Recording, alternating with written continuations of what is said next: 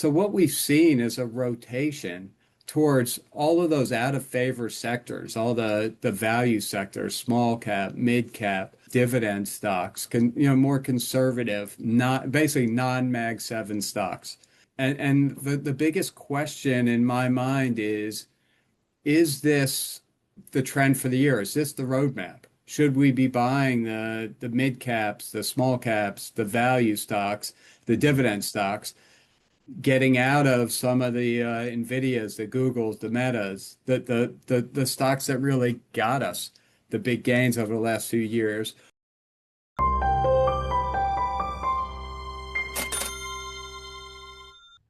Welcome to Thoughtful Money. I'm Thoughtful Money founder and your host, Adam Taggart, welcoming you here at the end of the week for another weekly market recap, this time featuring Sportstastic, I guess we'll say, portfolio manager, Michael Lebowitz. Mike, how you doing? Doing great. Sportstastic? It's just every time I try to pull you in, like for our conferences and stuff like that, you're always at some big sporting event. It's a passion of yours, clearly. I guess. Not today, though. I Yeah. saved the day for you, Adam. Well, thank you. Well, let's be transparent about the day. So Mike and I are actually recording on Thursday. So whatever the markets do on Friday, we're not going to have be able to cover in today's discussion. And the reason why we're doing that, folks, as a reminder, is just because RIA, Lance and Mike's firm, is having their annual conference in Houston today, which I'll be attending. Very excited to be there. In fact, it'll be going on live while people are watching this video when it debuts. But we didn't want to leave you hanging, folks. We wanted you to, the folks that aren't there in person in Houston, we wanted you to still have something to recap the week. So that's why we're here recording now. All right, Michael, I guess first, do you recall the hotel where the conference is going on, just in case anyone's watching this in Houston and says, "Oh my gosh, I forgot it was today. I'm going to jump in my car and come on." Absolutely. It's the Hotel Sonesta, um, I think downtown. But if you go to our website, realinvestmentadvice.com, there's a huge link to it. If you look at our, recent articles, you'll see links. So, there's plenty of links. Go check it out. And I think there's still a few tickets available. So if you, well, I guess if you're seeing this, it's too late. But Well, no, if you live in Houston, hop in your car. I'm sure if they come knocking, we'll let them in. you come So, knocking, we'll let you in. okay, sounds great. All right, well, look, maybe let's start there. So, for the folks that don't make the conference today, um, can you give just sort of a brief summary of the key points you plan to talk about there? Absolutely. The theme is we're going to talk about bonds because everyone always wants to hear about bonds for hours on ends Hmm. and on end. And I will give not only my projection of what I think for bonds, but I think what I've created is a nice way for people to say, here's what I think, thus this is where bonds should go. And it jibes with a lot of the stuff I've presented in the past, but I think it's really easy to use, kind of a DIY kit. Is it kind of a choose your own adventure? Like Choose your own I might adventure. not share Michael's views on inflation or whatever, but if for folks with my views on inflation, then it looks like bonds should do X. Exactly. Yeah. Exactly. So it's a nice wrinkle to some of the other work we've done in the past. Then we'll talk about everyone's other favorite topic, the dollar and debasement. Uh, and I'm also going to do a little bit on how money's created, because I think that's very important. I think a lot of people don't understand that. So it's my intention to bring some monopoly money and actually play out a little dollar creation for you Oh, for the awesome. for the Fun. attendees.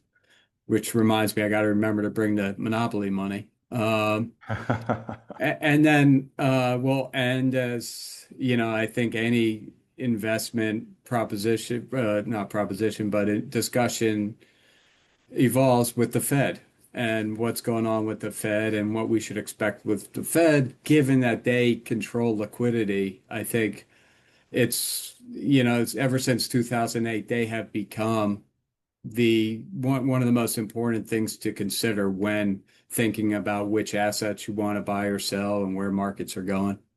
All right. Well, if you don't mind, I might talk about kind of just some of your key takeaways from each of those. Folks aren't going to get all the detail that you're going to be sharing in the conference itself, but maybe, one or two of the sort of seminal takeaways on each of those topics: bonds, dollar, and Fed. Um, First, though, why don't we just make sure we deliver on what folks are hoping for from here, which is let's look at what the markets are up to. Let's get your latest on the technicals and everything. Last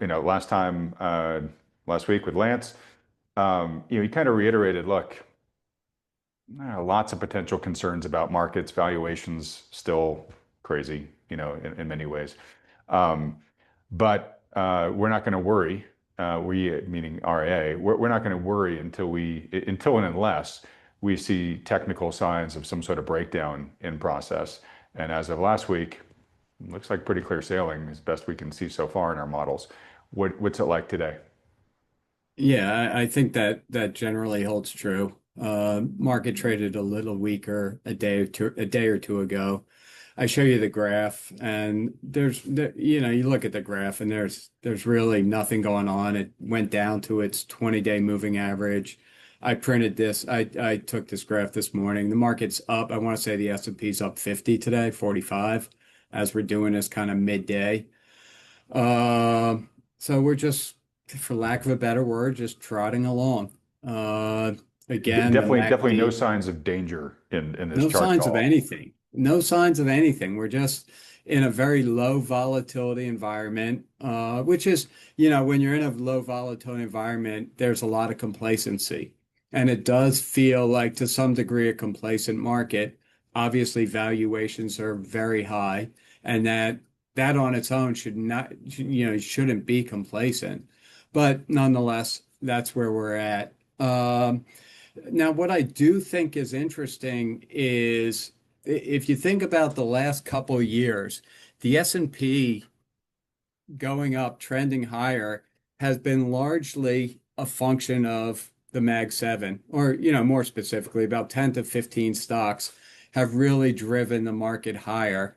Plenty of stocks, hundreds, were flat, slight gains, or even losses over the last couple of years, despite significant gains in the S&P 500. And that's because seven stocks alone account for a third of the S&P 500. So as we come into this year, we have a little bit of the opposite story. It's interesting. We've seen kind of the S&P plodding along higher, but some of those big names have been underperforming decently. And in that yellow circle, I kind of highlight the last month or so, and I have that orange bar, the orange line, and that's the Russell, the small cap index. And what's interesting is you can see how the Russell has caught up. It's outperformed the S&P 500 over the last month and a half. So what we've seen is a rotation towards all of those out of favor sectors, all the value sectors, small cap, mid cap, dividend stocks, more conservative, not basically non-Mag 7 stocks. And that leads us to kind of where we're at today. And the biggest question in my mind is this the trend for the year? Is this the roadmap? Should we be buying the mid caps, the small caps, the value stocks, the dividend stocks, getting out of some of the Nvidias, the Googles, the Metas, the stocks that really got us the big gains over the last few years? Or is this just a rotation? And you get these little short-lived rotations from time to time from in favor to out of favor sectors, and they can last for a month, 2 months, and then it reverts back. And it might just be that once again, 2026 is again the year of the Mag 7 with many other sectors underperforming. So Adam, what I printed out here, what I show here, not printed out, is we do in our SimpleVisor platform, we have what we call absolute and relative analysis. And what this does is it looks at different stock sectors, factors, or even stocks, and it gives you a relative score and an absolute score. Both scores are based on technical analysis. The relative score is based on the price ratio of that sector or factor to the S&P 500. So it's relative. Is it if Mhm. the ratio is going up, it means that the sector factor is outperforming the S&P and vice versa. And we run a bunch of technical analysis on that ratio. The absolute is just technical analysis on the price itself of, in this case, we have factors on my page, on the page. So, and what I really want you to focus in on is what I've circled. Those are the absolute scores. And the scores can range from +1 to -1. We've kind of sized them to that level. And right at the top is gold miners. Not surprising that they are extremely strong on their own, just the price trend, and versus the S&P 500. But our discussion today is really on those next 10 or so, mid cap Sorry to 400. interrupt, but just because folks aren't going to be able to, a lot of folks aren't going to be able to move beyond without getting this question answered. You said strong, which can be interpreted as positive, but you clearly use red as the indicator as this score approaches one. So Mhm. is that also meaning sort of like a, extremely richly valued? Is that another way to say That strong? that's a great conversation. This is a debate we have a lot. It's really overbought. So the question is, bullish and overbought are kind of one and the same. The question is, when does it become too bullish? When does the price trend, has it far exceeded its fair value? So we use red because it's overbought, in our opinion. And the closer it gets to one, the brighter the red, the more overbought. And what we've typically seen is when you get a score above 0.80, it's very hard to sustain it. And it's likely that that score is going to fall. Doesn't mean the stock's going to fall to bed, but it may just mean, best case scenario is just a period of consolidation where the stock goes nowhere and the technicals, it kind of catches up. The moving averages, for instance, can catch up to the price. But you can see here, you have a couple mid cap 400, the small caps have scores above 80, and there's a whole slew with, kind of 60 and 70. That's very overbought. And it's all the sectors that were out of favor last year. Even the equal weight S&P 500 is in there, the small cap, the mid cap growth and value for both of those, large cap value. Scroll all the way to the bottom in my blue rectangle, and what's the two most, they're not oversold because they are positive, but they're very close to fair value. Mega cap growth and basically S&P 500. Um, Now, if you want to look to the right, those are the relative scores. And you can see at the very bottom, mega cap growth is getting decently oversold versus the S&P 500. And some of those other factors that we discussed earlier, like small caps in particular, are getting very overbought versus the S&P 500. So I think this is telling you is that we are going to get a rotation probably back towards the kind of S&P 500 and the mega caps. The question is, will it be a 2 to 3 week rotation to kind of get everything from being so overbought, kind of a little bit back more to normal, and then resume on this trend where those out of favor sectors and factors are leading the way?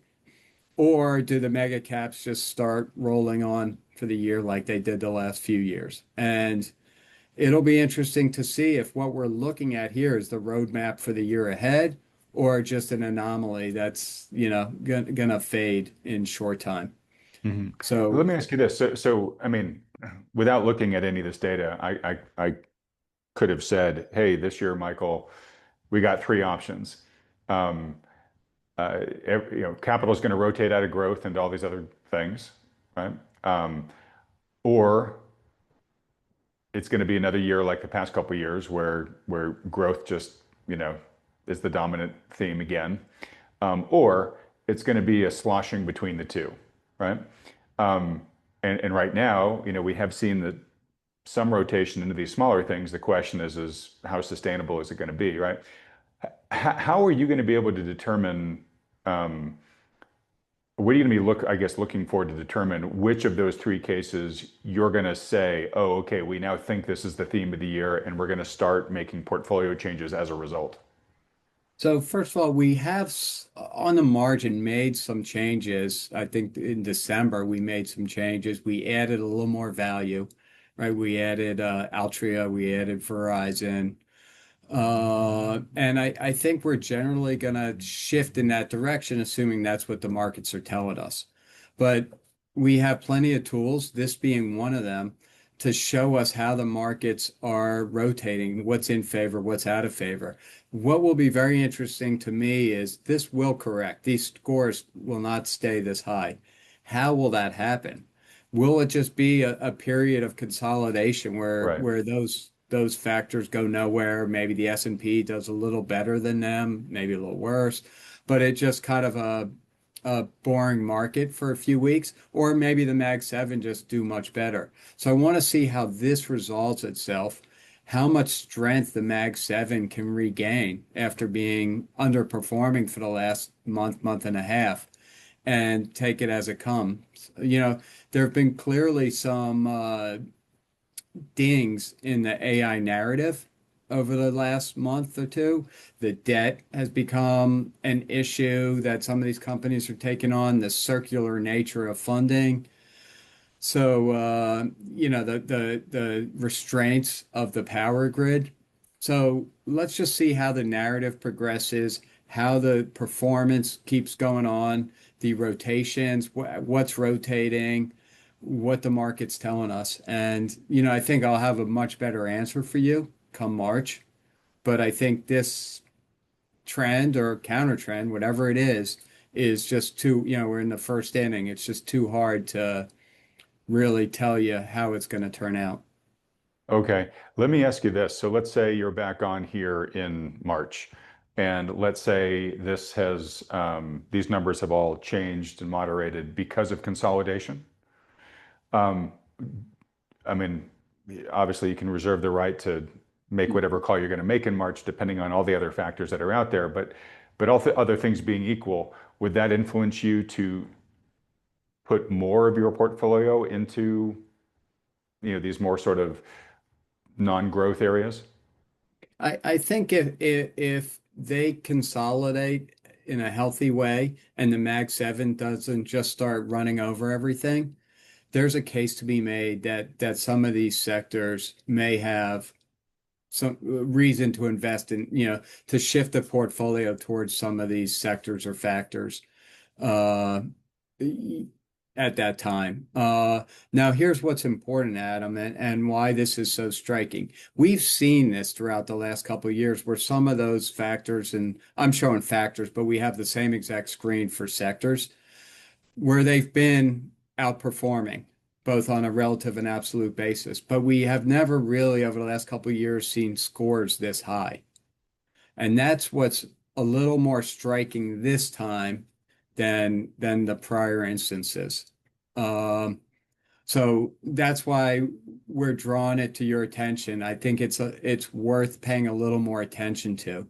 But yeah, I could see this is starting to feel a little different. And with valuations so high, it makes logical sense. The other thing we've been hearing is this whole reflation trade. The economy is going to boom once again. And corporate earning expectations are very high right now for the year. So, and a lot of that is coming from those other 450 stocks. They think that the Wall Street thinks that the earnings for the non-Mag 7, the non-top 20 stocks will be vastly improved over what's been virtually flat growth for a couple of years. So that narrative feeds into this as well. Um, Interestingly, when you do this analysis on the sector side, materials and transportation stocks are they're at the very top in red. And that brings up another issue. First of all, a lot of what I've said applies to them too. They've been out of favor. If the economy is really going to start doing better, you would expect those to do better. Materials are being boosted in part by Newmont, by Freeport, the McMoran, the copper company. Hmm. But if you look at the correlation between bank reserves and different sectors and factors, you find that materials and transportations have the highest correlation. So now you're asking, well, why do bank reserves matter? The bank reserves matter because the Fed started QE about a month ago. QE feeds bank reserves. So if QE is being done to the right size and in time, it will add to the Fed's balance sheet. It will add liquidity to the market. And those two sectors have the highest correlation. So that's another factor is that QE is out there. And if QE is really going to impact the markets because liquidity reserves will rise and with it liquidity, some of these sectors will also benefit from that. Okay. Factors will benefit from that, along with certain sectors and possibly crypto. And Mike, No, is that similarly true if along with QE, there are additional rate cuts? even more true, right? Okay. They're adding liquidity to the equation. Yep. The question is, yes, the Fed's doing QE, but there's a natural drain of reserves. As a bank makes loans, their reserves are declining. And that's what's been going on. Reserves have been declining. So the big question is the Fed adding enough? Is 40 billion a month enough to offset the decline? Secondly, even if it just offsets it and reserves kind of stay steady, that's not really adding to the market liquidity. It's just keeping a steady state. So, and they're adding 40 billion a month. So maybe it just takes a couple months and then that trend starts going higher. It accumulates. So again, that's something to consider when you're looking at what sectors, what factors, what stocks you should be buying, selling, transitioning into, fading, whatever it may be. Okay.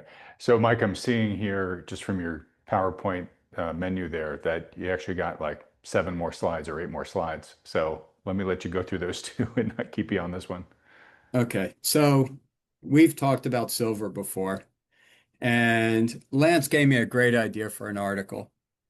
He basically said, "Isn't it funny how people in bubbles don't see other bubbles, or they see other bubbles, they don't see their own bubble?"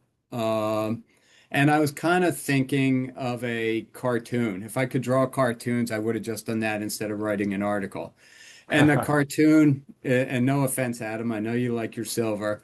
It's a person in a gold, silver, precious metals bubble pointing out all these other bubbles floating around. But I'm not creative, so I have to resort to words and graphs. And what I really thought about was, and I'm trying to help silver investors, and there's a narrative driving silver, driving gold. And what I want people to understand is, first of all, I think gold can go to 150, and I also think it can go to 30. I think it's Sorry, kind of you entered mean silver? silver, hopefully not gold. Uh, Yeah.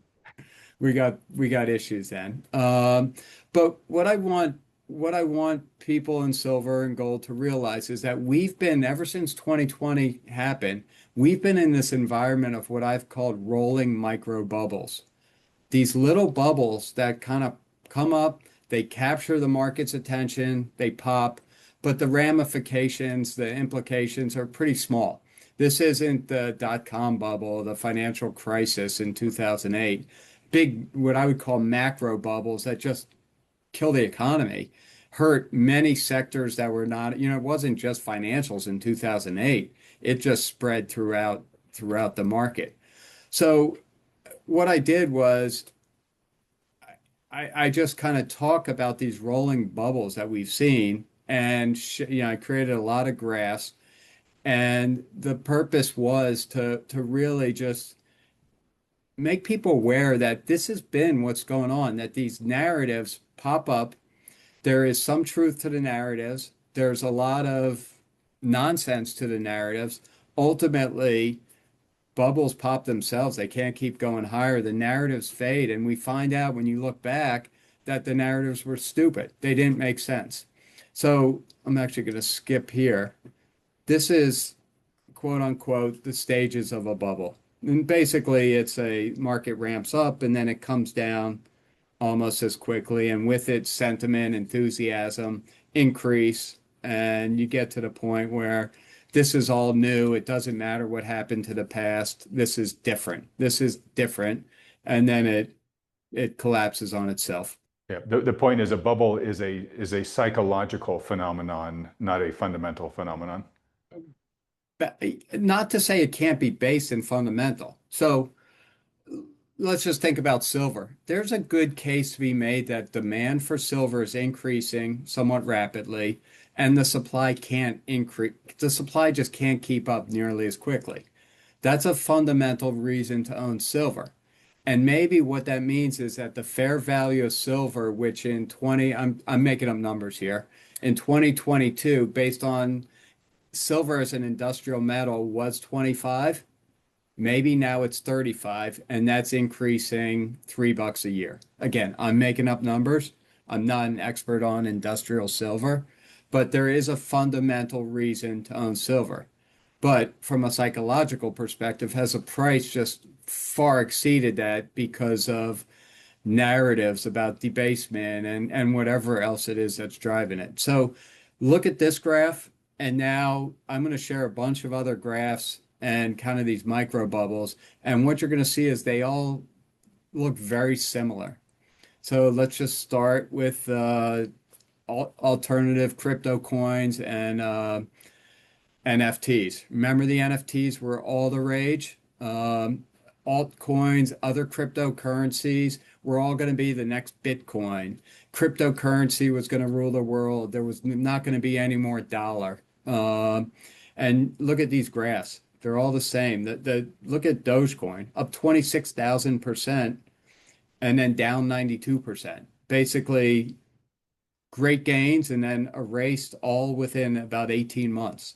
Uh, Board Ape, Board Ape Yacht Club, which I don't even know who thought that was going to be a thing, but it was tremendous. You remember the picture of the monkey with that spinning top thing on his head?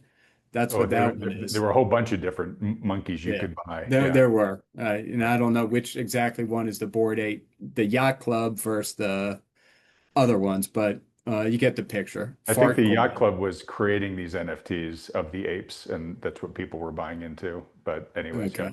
So I'll let you go Okay. on. I will actually let you just proceed without giving any commentary along the way. I just will say the silver stackers who are watching this will react to this and say, yeah, but Mike, these things were just baseless fads, right? I mean, these things had no practical Well, value in the but, world. and I agree. I agree. Yeah. But let's go on here. Meme stocks. These are actually companies that exist that do have cash flows, do have revenues, do collect money from its clients.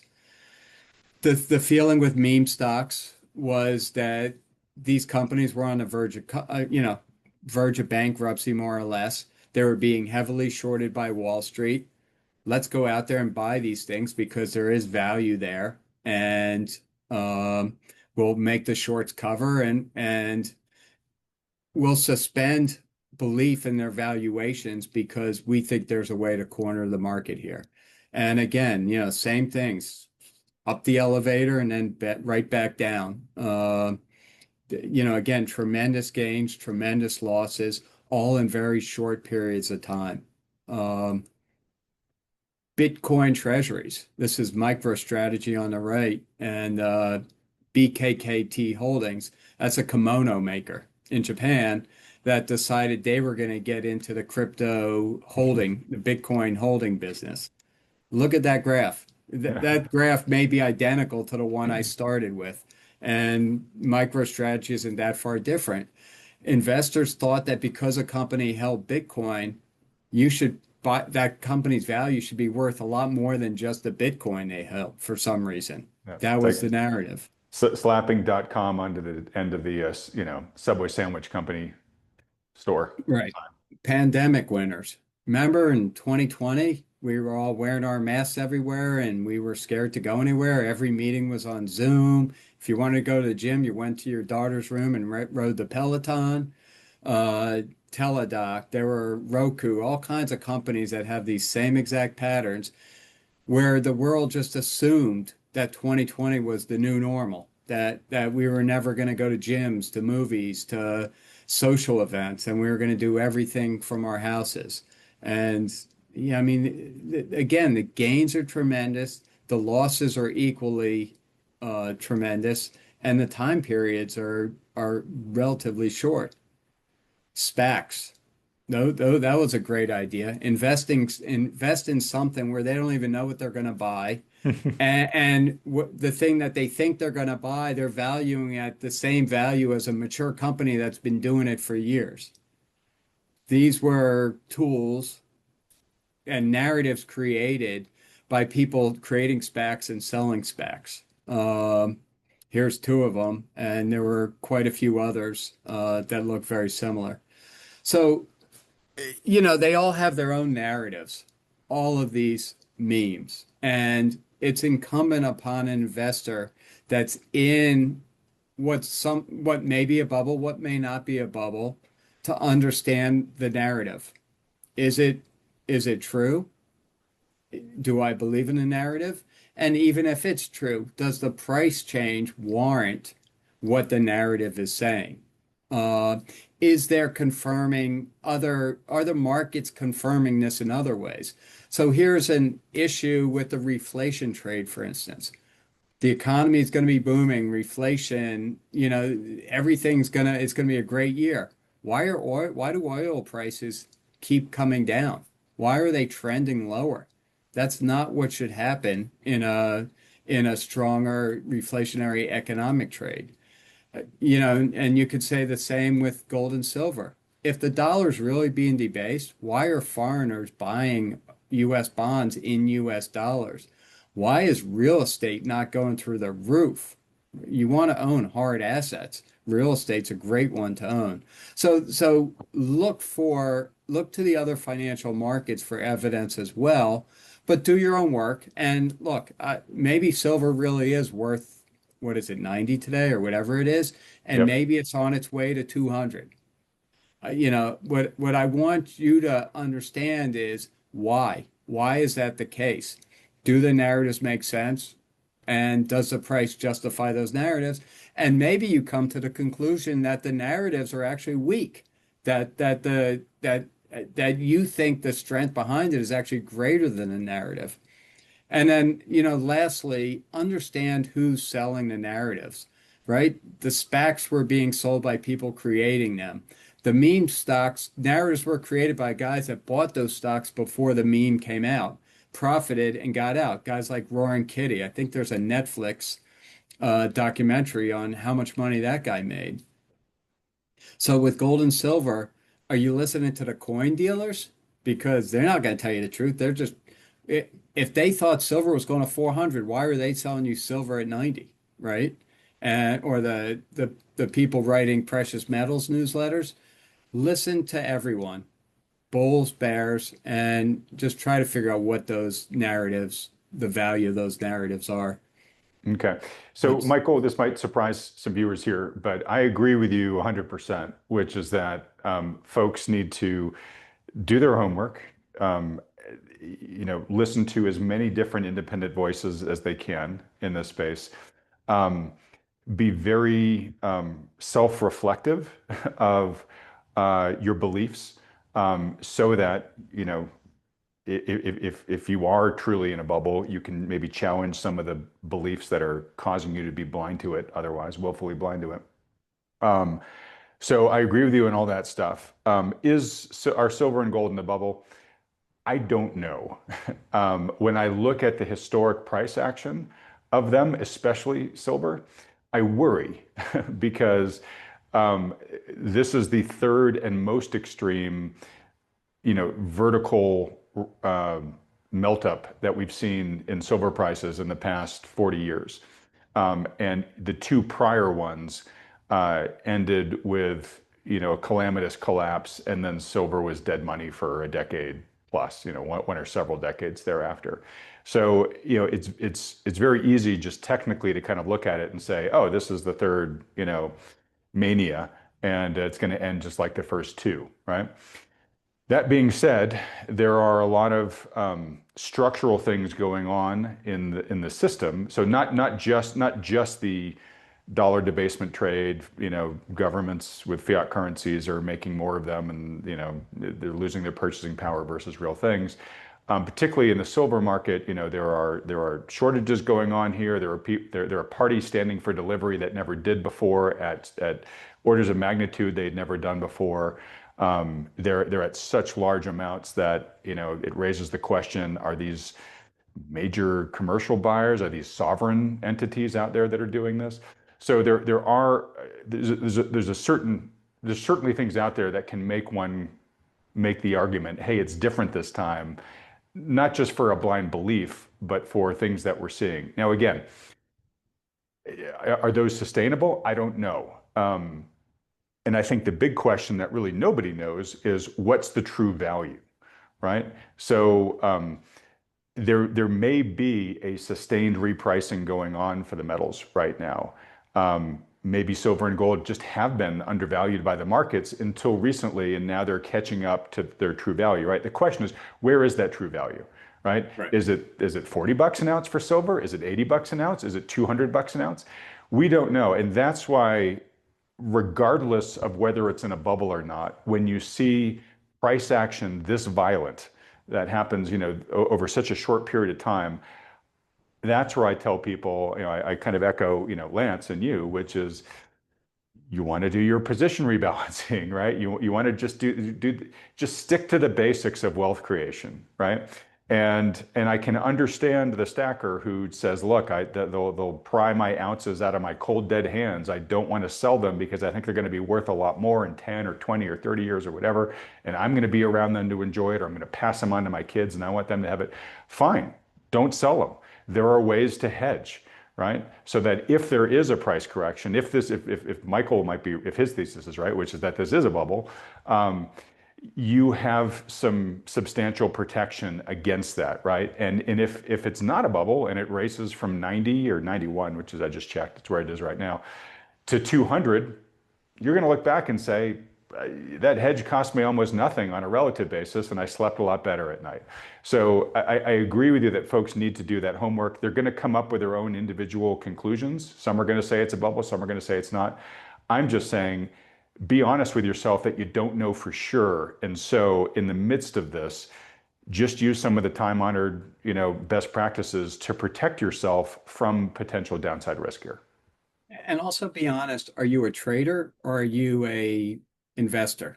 So if you think silver's going to 200 in the year 2036 or 2031, are you going to just hold it, right? If you told me that's what it's going to do, I'll just buy it today and not look at it, not hedge it, not do anything, All right. right? And And not just lose take that sleep from the gain. gyrations. Yeah. Right. Or are you a trader? And are you just jumping on a craze without really knowing what it's all about and buying into a narrative without having done much work, but it sounds great. So figure out what you are. The other point you really should make, Adam, too, is that it has recently been deemed that silver is a critical mineral. And Donald Trump has put a lot of emphasis on critical minerals, right? Ukraine has some, Venezuela has some. We're really fighting China on that issue. So the question is, will the administration put up with higher prices of a mineral it deems critical? That's just another factor out there. And then, I think we talked about this a month or so ago or a few weeks ago. You mentioned there were two prior bubbles that looked very similar. Both of those were squashed by the exchanges changing margin rates on futures. So Right. there Which they is are the in poss process of doing right now. Yeah. they've done it a few times already. The question is, when does President Trump call the exchange and say we need silver back down to $30? Um, it's a threat. I'm not saying it's going to happen, but it's something you should be aware of because given how violent silver was, it's it could correct overnight. You may not even have a chance to trade it. So if you're going to hedge, if you're going to just take some profits, not sell the whole thing, but take profits, think about doing it now because volatility goes both ways.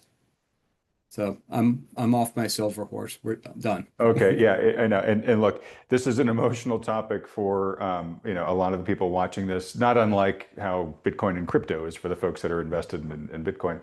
Um, and I'm sure you're going to get a little bit of blowback because to some people it's a religion. And I would say, hey, if you're one of those people, if you treat it like a religion, that's a pretty good sign you've got some blinders on. And you should be actually taking Michael's advice on just doing the math and doing the self-reflection. Um, And uh, Adam, yeah. just for the record, I have physical silver and physical gold. All right. And I've held it for 2003, 2005, something like that. And I'm not selling it. It's just there. I probably give it to my kids at some point. So, I just want you to be fully aware of my personal situation Right. as well. You're not anti-precious metals. No, not at all. Yeah. Right. I just, I'm a student of financial markets and I showed you how a bunch of them played out in the last few years. And I know historically that price often gets well ahead of of fundamental trend. That's a commonplace in the financial markets. I think we're seeing it in AI too.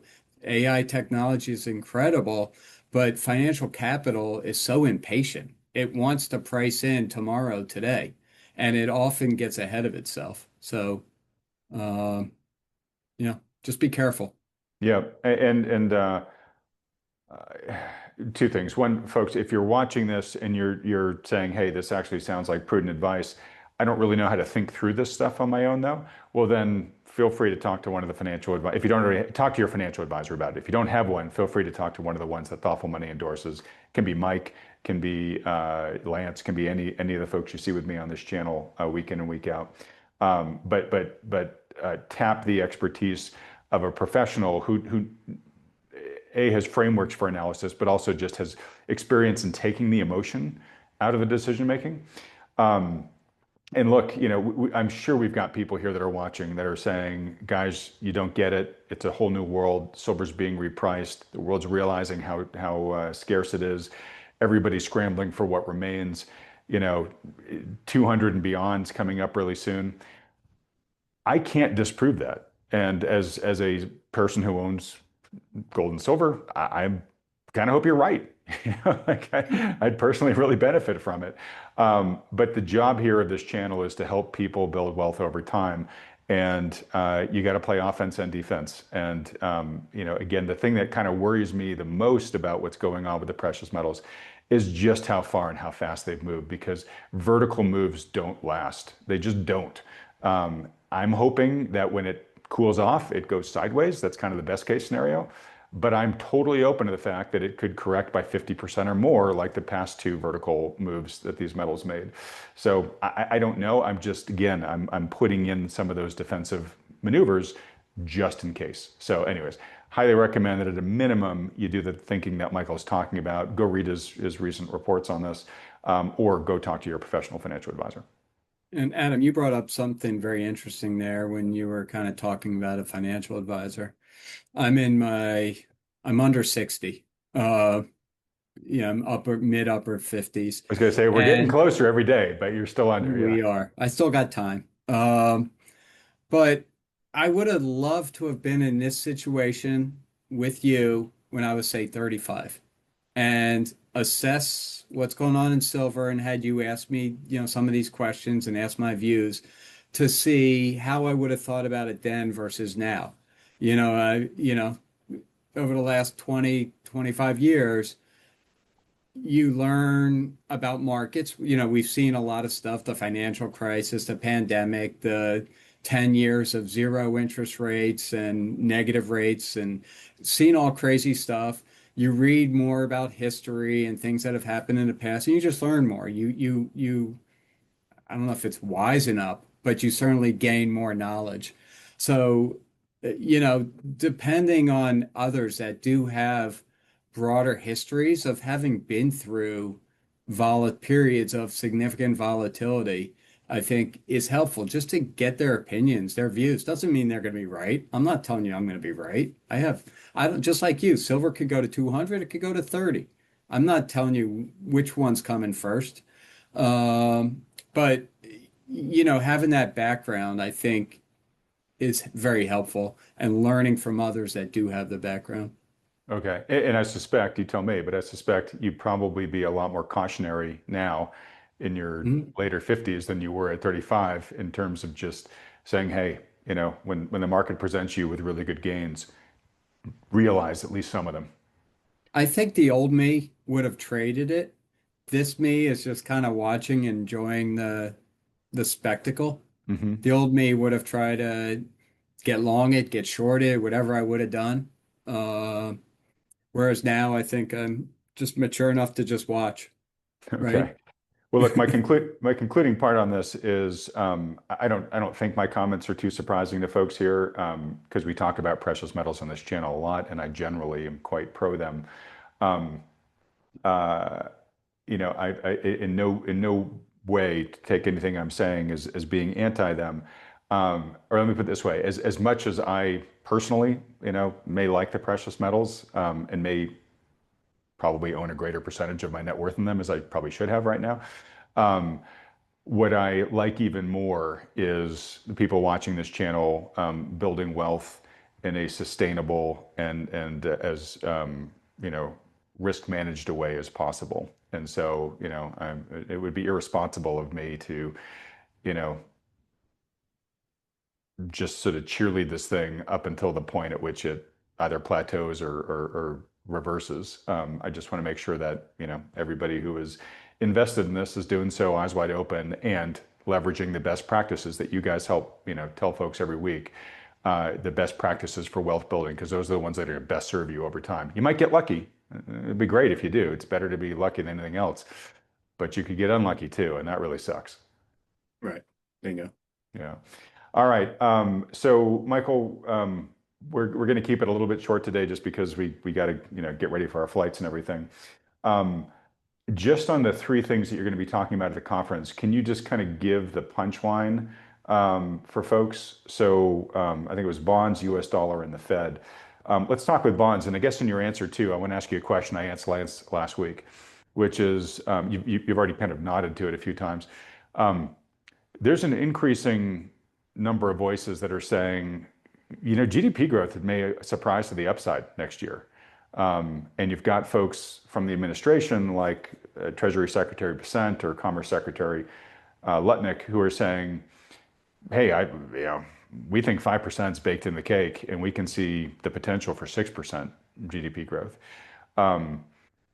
What would that do to your outlook for bonds if the economy was actually that strong? So, you know, there are people saying that, but just go look at the financial markets where people are putting money to work. And if you look at inflation swaps, if you look at inflation expectations, they're not telling you they're concerned about inflation. They've been Mhm. coming down. If you look at truflation, which measures, I forgot the number, it's a massive inventory of prices. It's been It's coming. over a million data points there. It's a Yeah, lot. Yeah. it's very robust, much more robust than CPI, PPI. It's Yeah. been coming down. I believe they're at 1.7 something percent. Mhm. So, Although I'm curious, I mean, how correlated is economic growth with inflation? Do you have to well, have that's inflation the to see right, economic and growth? that's kind of where I'm getting at. Not necessarily if, you know, it's supply and demand. If supply is keeping up with demand, then it's inflationary just stays the same. It's a function of supply and demand. You know, I said something about be careful listening to coin dealers and newsletters when we were talking about silver. Well, Besant and Lutnick and whoever else you mentioned, they're cheerleaders also, Oh, right? they have to be. Yeah, no, I get Right, it. right. That's their job. They're not going Yeah, to tell you they think the economy is going to suck this year. They'll never yeah. tell you that, even if we're in a depression. They will never tell you that. That said, there is something about sticking your neck out and picking a number because you can be wrong and people can point back to you afterwards and say, you were totally way off. We only grew at two and a Mhm. half percent. You suck. Right, right, right. But look, the Atlanta Fed GDP right now is telling us that fourth quarter GDP was 5%. Yet we've seen inflation figures start to turn lower. So the point is, if you want to know where bonds are going to be, you need to know where inflation is going to be. Hmm. That's three-quarters of the puzzle. The other quarter of the puzzle or so is really just what we've talked about before, the term premium or sentiment. Right. So, if I tell you where inflation is, you can create a model and say, well, bond should be here. Well, the real answer is it's there plus or minus something because investors are scared or investors are buying and whatever the case may be. So, I think inflation, at least given what we know now, is starting to finally break that. We've been kind of stuck, I think, in large part because of the tariffs. They added some goods inflation, nothing killing us, but it just kind of kept inflation steady, just under or at 3%. So I think we're finally starting to see that dam break a little bit, and we just see a slow grind towards the Fed's target Target. of Yeah. 2%. So you see 2026 as a year of disinflation. That's your default, right? Yeah, yeah, Yeah. potentially slow. If we get into a recession, it speeds up quickly. Well, yeah, If obviously.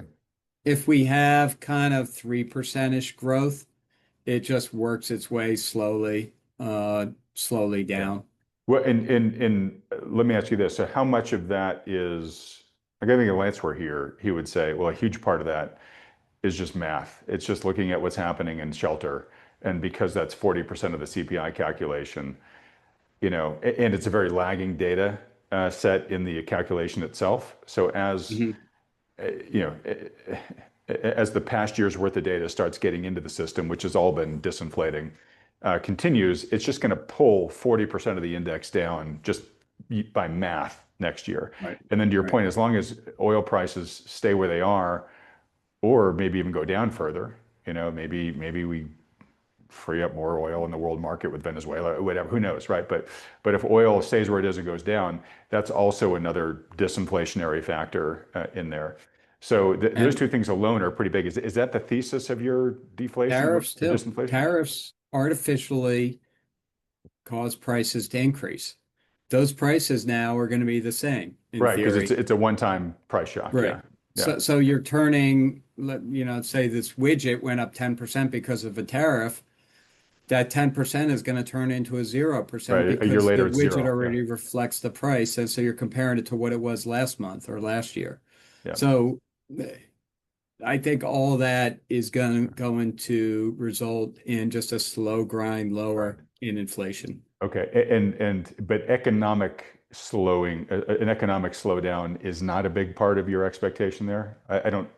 No, no. I mean, if we go into recession, yeah, we're going to get to 2% much quicker. Yeah, Uh, but I don't get a sense that's your default projection for 2026 that we're entering no, at recession. least certainly not for the next 6 months. I am concerned that the labor market is stagnating.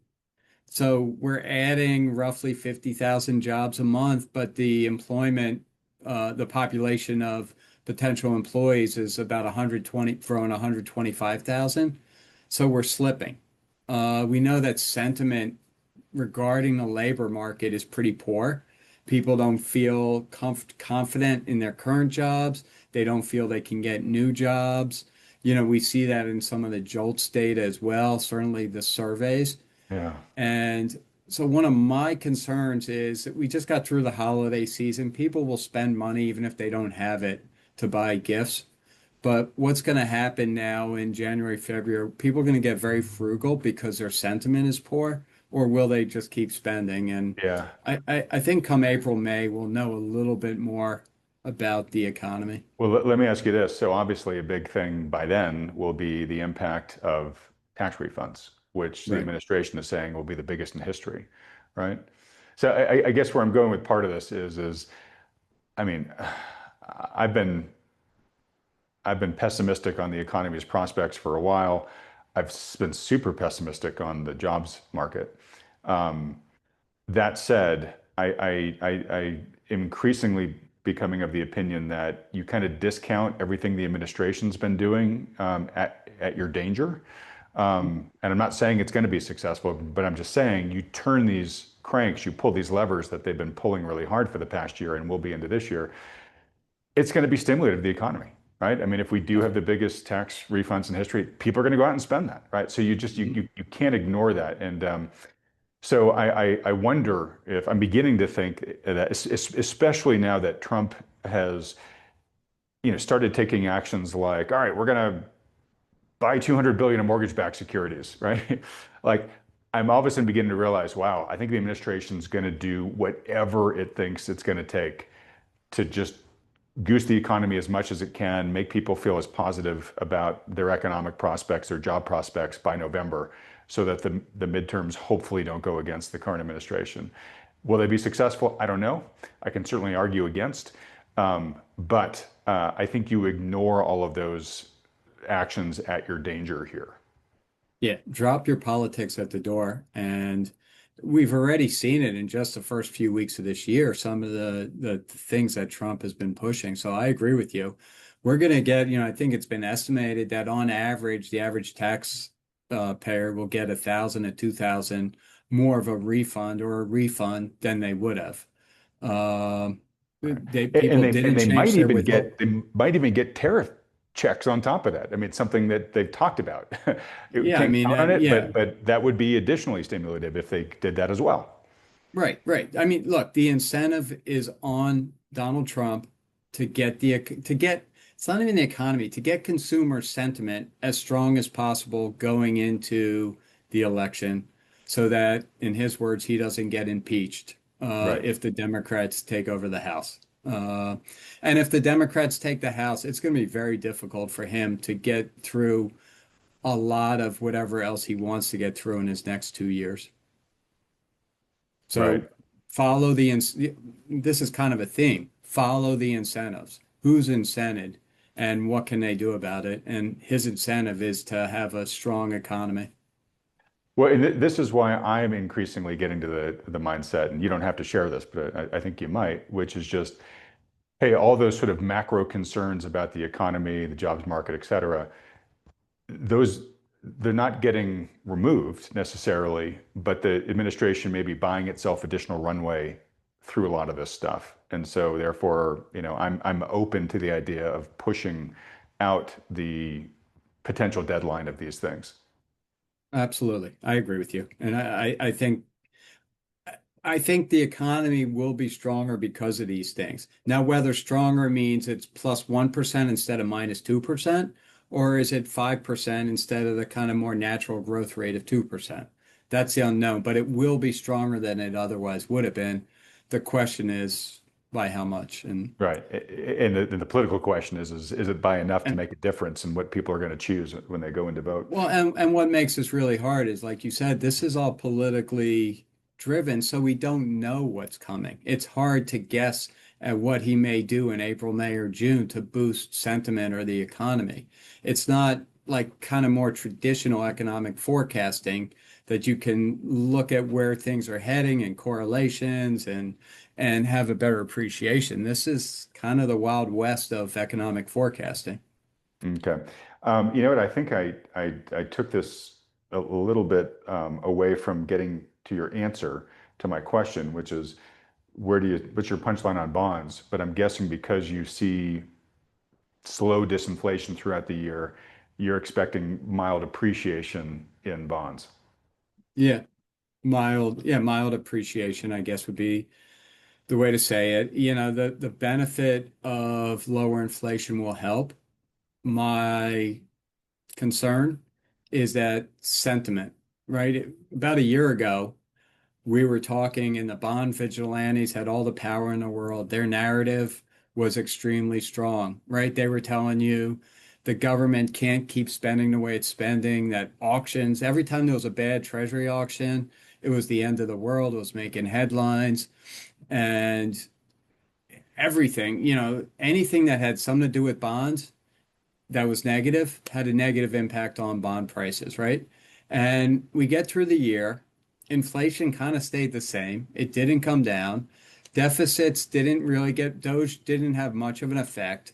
Deficits are still pretty bad, but that sentiment has faded. Bond yields fell roughly 0.5% or so. That narrative has faded. So when I'm looking ahead towards this year, it's not just inflation, but will that narrative return? Is there, right? If Trump starts writing checks to the public, is that going to get the bond vigilantes back on their horses and push that term premium up higher? Or might the markets kind of run into trouble and might there be a flight to quality, flight to U.S. Treasuries?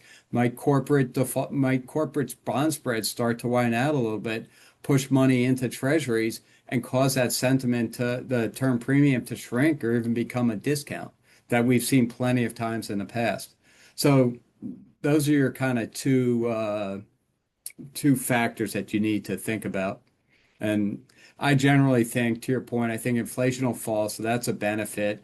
I'm a little more unsure about the term premium, in part because it's the election, and I don't know what Trump's going to throw at the market and how the market will react. Hmm. All right. Okay, so real quick, US dollar and the Fed, what are your key punchlines on those two? Primarily, I'll be talking about dollar debasement and kind of going through some of the money supply is rising All right. myths. Yeah, the So money you'll do supply your is, monopoly money exercise and then you'll tell everybody to buy gold and silver. Got it. yeah, exactly. Trade your monopoly money for silver. Um, yeah, and then the Fed will talk about Powell's leaving or is he leaving? Some of the ramifications on Kevin Hassett, Kevin Warsh, or Sure. whoever else it may be. Because again, the Fed has put itself in the position of being the liquidity provider to the markets that happened in 2008. So when you think about what ultimately drives markets, and I think you've had what's his name on Howell? Is that his name? Um, Michael Howell, the liquidity guy? yeah, yeah, yeah. Yeah. And he'll be the first to tell you liquidity is really what drives markets in the short run, right? Yeah. And Just so, FYI, he believes we just peaked out in Q4 in this current cycle. Just FYI. right. And he's looking at global liquidity too. Yep. Um, right. And But heavily his influenced by measures, what happens in the US, but yes. by the way, his measures are a lot more elaborate than my measures. So listen to him on liquidity. But the point is, the Fed can create liquidity. They provide liquidity. So if you really understand what the Fed is doing, what they may do, that's vitally important. So that's why I think it matters whether it's Kevin Hassett or Kevin Warsh or someone else. It matters the DOJ investigating Powell. If it affects monetary policy, it affects stocks and bonds and gold and silver and every other asset. Okay. Um, Let me just ask you this. Look, Trump uses chaos and unpredictability to his advantage. That's just how he works, and he's actually very quite transparent about this. He talks about kind of his opening salvo in any negotiation is to open the door to the negotiating room where everybody is, toss in a grenade, close the door, wait for it to go off, and then walk in. Right? I mean, he just prefers to have everybody discombobulated and not sure what he's going to do next. Right? He loves, I was going to say trial balloons, but he loves trial zeppelins. Yeah, exactly. That are filled with helium that can explode. Um, uh, so, I have learned not to be surprised by Trump doing something that I don't understand why he's doing it. But I really don't understand why they're doing this right now with Powell in the sense that, like, the clock is almost run out. Like, you want the guy out of there, he's going to be out of there in a couple of months, right? Like why this sort of higher risk maneuver now. I mean, okay, I could have gotten it a year ago if you decided I want that guy out of there and have somebody in his seat for a year and a half or whatever before, we have a new Fed chair. But right now, in the last seconds of the game, why even bother? I don't know. I honestly don't know. I don't understand. The charges don't really make sense because the plans to develop the Fed building were done before Powell was there. Um, there's so much waste in the government. If you're going to start prosecuting Powell, there's a lot of other people that need to be prosecuted. So I I mean, don't maybe get it's just a that. signal that whoever's the next Fed chair, they know, look, if I get on the wrong side of the president, he might come after me with a lot, but I don't know. Do you want to be a Fed chair? I mean, Powell was appointed by Trump. Do I you know, it's want to the be a irony. Fed chair? I don't know. It doesn't make sense to me. He claims he didn't know. I don't know if I believe that or not, but regardless, it just complicates getting the next nominee into that seat. And then it raises a question of Powell probably would have resigned. So he's still a Fed governor until I believe it's 2028 and a voting member, more importantly, a voting member of the FOMC. So my guess is that had just everything just been allowed to just mature as it should have, he would have resigned in May, and that would have been it. Now there's a chance that out of spite, he stays on till 2028. And, not that I think Powell will vote against, will kind of create interest policy to go against Trump, but I think it does stop Trump from putting in someone more dovish in Right. that seat. Yeah.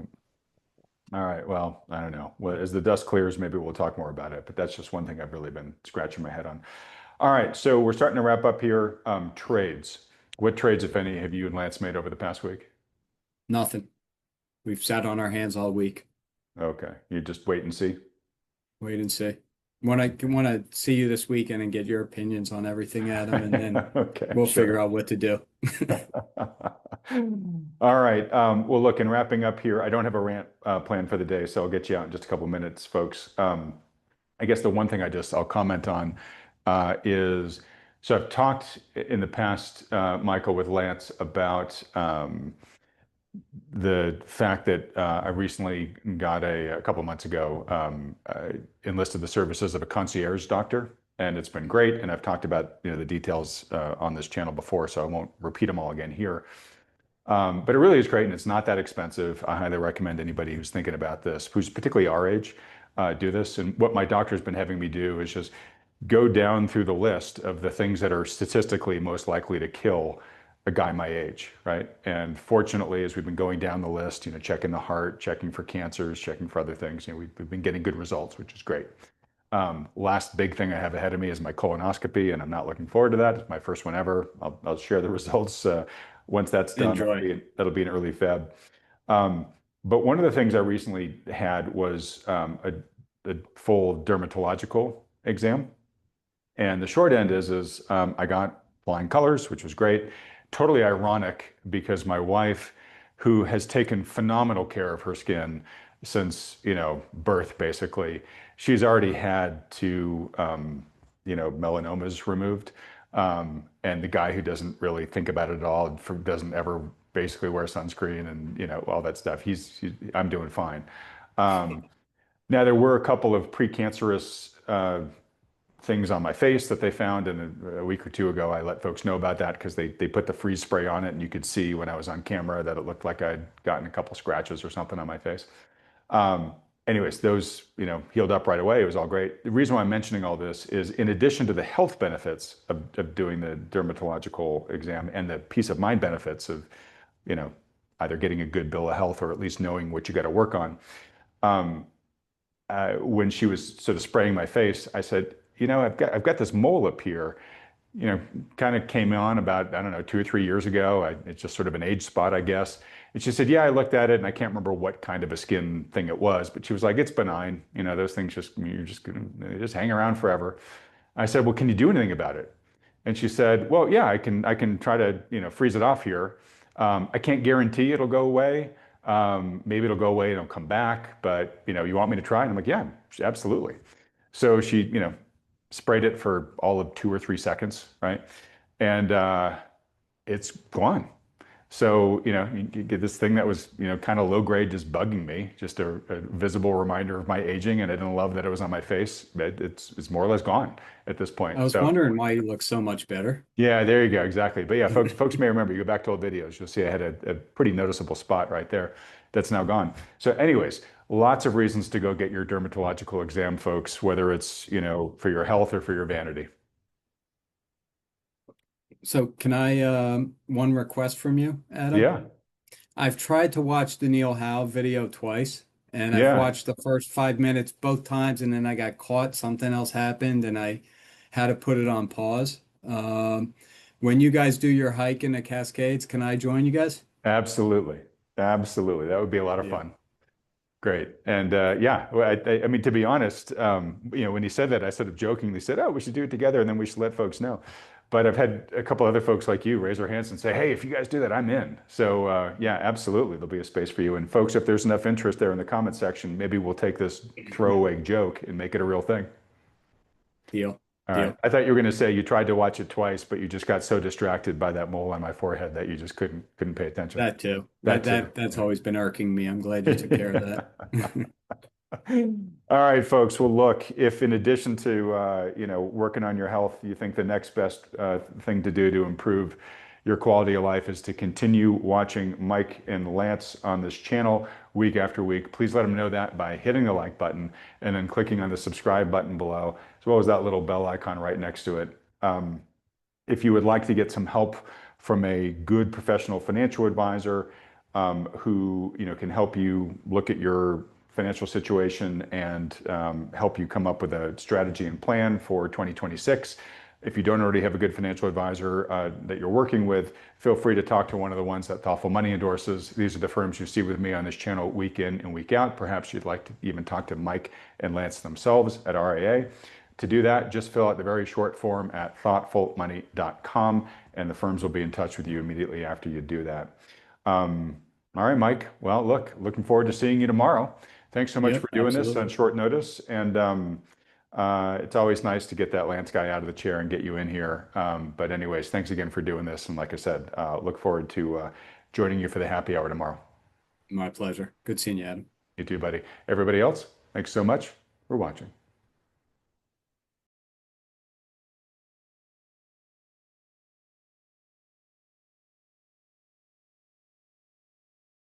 Silver's breaking out. It looks like 44 is kind of that next upside target. And I got a feeling like when you look at the monthly chart of silver right now with silver, where I think we could go all the way up and we could see it spike. And I think we could get up to that $49, $50 an ounce in silver. I think it could have a blow off phase and shoot higher. Very similar to, what happens near the end of a move is you get a very strong parabolic move. And so I think right now in the precious metal space, money is actually chasing the gold miners and the silver miners. Gold's taking a pause. Money's rotating out of gold because it just had a nice move. And we're seeing it move into like silver miners and gold miners. You can see they're extending and pushing higher. And we were long SILJ. We just hit a 20% target yesterday. We've actually closed that position out. I think now we might see, miners take a bit of a breather and a pause. And as money rotates out of miners with some profit taking, we flip back to gold, and gold has got this little pause that it's just had, and now gold will probably shoot up. So I think they're going to like piggyback on each other. That flows into miners and then flows into gold and goes back and forth. With $44 as the next objective, silver is currently in a great setup for a breakout. It may reach as high as $49.50 an ounce in a traditional parabolic. The story is being driven by breakthrough technicals, tightening supply, and industrial demand. According to Investing Haven's forecasts, silver will first challenge all-time highs, reaching about $49 in 2025. Money is shifting right now. Investors are pursuing silver and gold miners who have been rising in value, and gold has just rebounded, so they are taking profits there. In order to prepare for the next step higher, miners may now pause as profits are taken. This money might then turn back into gold. Chris Vermeulen is a market strategist and technical analyst. He points out that silver is in a good position. According to a recent commodity forecast, bulls are aiming for $44 if resistance is broken, and silver is now trading close to $42. Although silver is more speculative than gold, both are expected to continue to rise as a result of this rotation. Silver is breaking out, according to technical breakout assessments, both in terms of its absolute price and in relation to stocks from 4-year bases. In certain technical models, medium-term targets of $49 to $50 are repeated. At the same time, gold's consistent increase serves as a warning to markets about anxiety around the world. While IT giants continue to drive U.S. stocks to near-high levels, internal weakness and exuberant sentiment point to the possibility of a significant correction in the near future. There are fissures in well-known industries, momentum and investor confidence are brittle, and valuations are high. Analysts warn that some profit-taking and sideways moves are typical following strong runs, in miners or metals. Although resistance has been breached by silver, further upside is contingent upon maintaining volumes and avoiding reversals. Chris believes when the cycle changes, investors need a strategy to identify trend reversals and safeguard their money.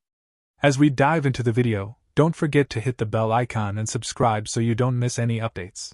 Yeah, if we take a look at silver, we haven't traded silver just because gold, our play around silver was the silver miners. And so silver has done the very similar to gold as it's rallied up, and now silver's had a nice bull flag. It's paused. And so silver's breaking out and starting to run. So money's coming, I think, out of miners now and starting to go into silver. And then I think it'll bleed over into gold because silver is much more speculative than gold. So money's going to rotate probably from miners, silver, gold, and then kind of maybe loop around. These are very nuanced, small moves. But silver's breaking out. It looks like 44 is kind of that next upside target. And I got a feeling like when you look at the monthly chart of silver, we're in a sweet scenario right now with silver where I think we could go all the way up and we could see it spike. And I think we could get up to that $49, $50 an ounce in silver. I think it could have a blow off phase and shoot higher. Very similar to, what happens near the end of a move is you get a very strong parabolic move. You cannot trust a move that goes straight up because usually it comes straight back down. Very similar to what happened just before the last financial crisis. It shot straight up, came straight back down, and then sold off for 65%. So I think we have that potential for it to shoot higher still. And of course, that'll be good for silver miners as well.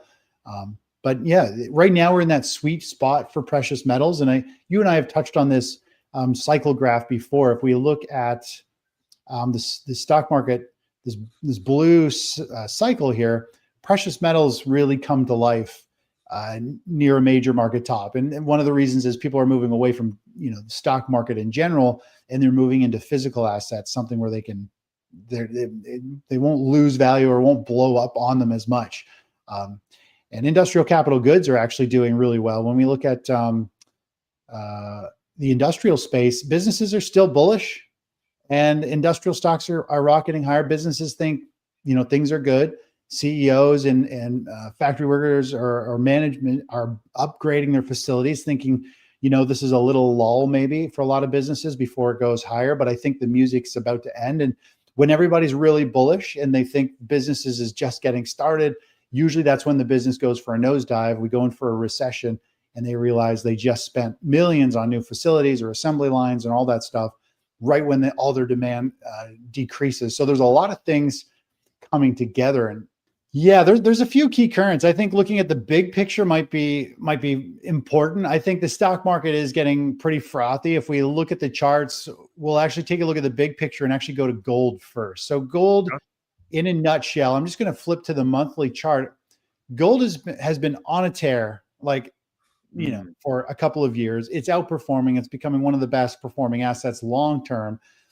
Last time we saw this was like in 2007, just before a major stock market and financial reset in the economy. Gold is kind of a barometer, a global barometer, like planet Earth and the people on. It's like a beehive mentality. The whole world is nervous that something is about to happen, and they tend to move to gold. They move away from equities to some regard. They move away from currencies. They move away from even real estate. And they start to move to gold. They want something physical, something outside of the financial system. And gold is telling us that people are preparing for something bad to happen. We don't know what it is. We don't know, when the shoe is going to fall and trends are going to change. The economy situation is going to change. But gold has just been on this tear, and it's outperforming and it's extending to the upside. That is an early warning sign to be careful for the stock market. But if we zoom in now and go to the overall stock market, I'll go to the SPY, which is the S&P 500 ETF. We've obviously had a very nice rally coming out of the lows from this year. We had the big 20+% sell-off. Now the markets are pushing near hitting all-time highs, and really people are buying into this market up here. I think it's kind of camouflaged with, Oracle has now kind of just came out of nowhere And, Larry, he's like, you never really hear much about him, it seems, now he's the wealthiest man in the world and he's like silent. And Oracle came out, and I think it's going to revigorate, I think, some of the tech space and make people even more bullish on the market. And of course, it jumped like 30+% the other day. And so the markets are getting dragged up mostly by the big techs. We are seeing some broad market rally. We're seeing small caps. They've been moving up and equal weighted, but it still is really the magnificent seven.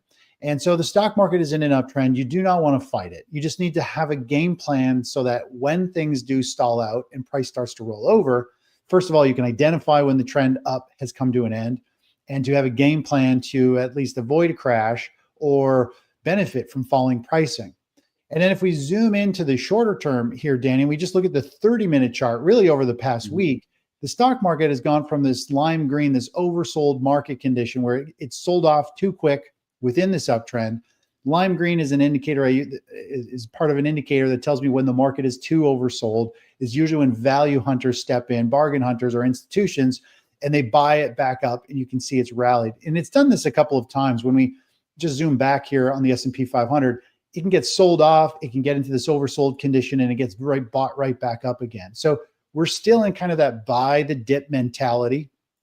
We did have an interesting scenario yesterday where we had this red indicator, get above this blue line. This is my FOMO indicator. This is everybody seemed to be piling into the market yesterday. They don't care what price they pay. They're using market orders, which means they're buying at market and they don't care what price they pay. When there's a ratio and this red indicator goes over 3, it's telling me that people are just moving in and they believe the market's going higher and they don't want to be left behind. And so usually after that, we have a little bit of a pause or pullback. And really, it's kind of, as soon as we got up into that territory, the market's really been trading sideways for this last day and a half. We might actually see it pull back a little bit for another day or so. So, you look at long-term gold, be aware the music will come to an end at some point. We look at the daily chart. It's up, but it's a very weak market. Chris Vermeulen emphasizes that gold has had a strong run recently and is now pausing in a sideways bull flag, which often signals it's ready for another breakout soon. While money has rotated into silver and gold miners, those positions may see profit taking, with flows cycling back into gold. Chris prefers gold, whether physical or through ETFs. They warn that if equities drop sharply into a bear market, even gold could face temporary selling pressure from panic and margin calls, but it usually recovers faster than stocks. Current conditions resemble 2007, where gold continued to rally even as equities topped, suggesting more upside before any broader correction. Let's dive into the interview. No, so if we look at gold, all it's done is, we can look at the 30-minute chart over the past week and a half. Gold has had a very strong move. And after something's had a strong move, it's just taking a pause. I wouldn't say it's weakening. It's just taking a breather because it just had a hell of a run. It's exhausted. Right. There's just some profit taking. And so even when we look at the daily chart, which is very similar, we're just trading sideways. And it's a little tiny bull flag. It's primed and ready to shoot up. Literally, the next trading session, this thing could pop and run. And so I think right now in the precious metal space, money is actually chasing the gold miners and the silver miners. Gold's taking a pause. Money's rotating out of gold because it just had a nice move. And we're seeing it move into like silver miners and gold miners. You can see they're extending and pushing higher. And we were long SILJ. We just hit a 20% target yesterday. We've actually closed that position out. I think now we might see, miners take a bit of a breather and a pause. And as money rotates out of miners with some profit taking, we flip back to gold, and gold has got this little pause that it's just had, and now gold will probably shoot up. So I think they're going to like piggyback on each other. That flows into miners and then flows into gold and goes back and forth. That's what I think is going to unfold here. The problem is we're coming to a turning point, and when things turn, I don't want to hold anything. So I still like gold the most, physical gold or through an ETF. I think that has got good upside potential here. I think it still has 10 to 20+% upside. I also think because I have to hold it for a year, I think bonds like TLT would be a good position as well. So the bonds could come to life and really start a nice move up. And eventually it'd be nice to sell gold, and because when the stock market does roll over, eventually gold will most likely pull back with it. But gold holds its value fairly well. It doesn't drop as much as the stock market. So I would say like gold and bonds would be those plays. If you had a gun to my head and said you have to buy and hold, it's probably the two that I would do.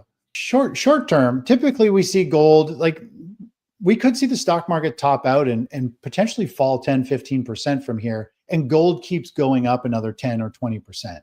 But eventually when the stock market falls a certain amount and people start to get really scared, there's real fear, we actually enter a bear market, then gold usually doesn't stand a chance. There's enough selling and margin calls and fear that even people sell off the good positions like gold. And so gold naturally will sell off temporarily, but it's usually short-lived. Gold only gets pulled down during an extreme wave of selling. It could last a few months in the markets, and then it'll find a bottom way before the stock market does. So yeah, gold is not immune to a bear market, but it can rally. In this particular situation, 2007, which is a very similar situation as we have right now, when you look at from price charts and what the dollar is doing and what gold's doing in the stock market, the equities market could sell off and top at any point here, and gold just keeps on going another 20+%. So that's why I like gold at this point.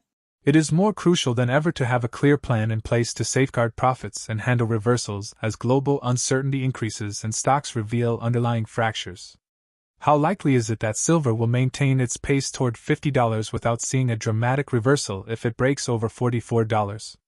In the event that U.S. stocks undergo a more severe decline, may gold and bonds serve as the most secure hedge? If you enjoy the content, please like this video, subscribe to the channel, and press the bell icon for timely updates. We appreciate your support, and thank you for being with us.